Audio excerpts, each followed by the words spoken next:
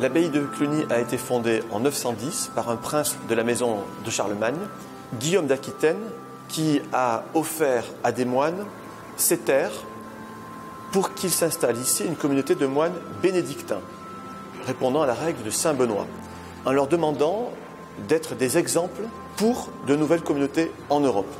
Cluny, simple monastère, devient la tête d'une congrégation. Des dizaines de monastères se donnent à Cluny, ici en France, ici en Bourgogne, mais aussi dans les terres voisines et plus profondément en Europe. Ce sont les moines de Cluny qui ont proposé au pape et ensuite au prince la paix de Dieu. La paix de Dieu qui consistait à ne pas faire la guerre pendant un certain nombre de jours dans la semaine, en particulier le dimanche, à ne pas faire la guerre aussi à certains moments de l'année. Donc Cluny est un point de convergence, c'est une sorte de capitale intellectuelle de l'Europe. La salle du chapitre est un lieu très important car il est le lieu du cerveau du réseau de moines de Cluny. C'est là que se prenaient les décisions.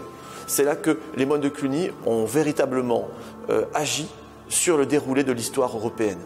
Et depuis un peu plus d'un siècle, il y a dans le monastère de l'abbaye de Cluny une école d'ingénieurs des arts et métiers qui travaille sur des questions d'industrie et notamment d'image, sur l'imagerie au service de l'architecture, de la restauration du patrimoine.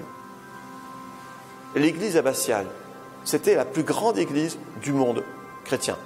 Cette église, au moment de la Révolution française, elle a été détruite pratiquement intégralement. Aujourd'hui, nous conservons les deux bras du transept sud.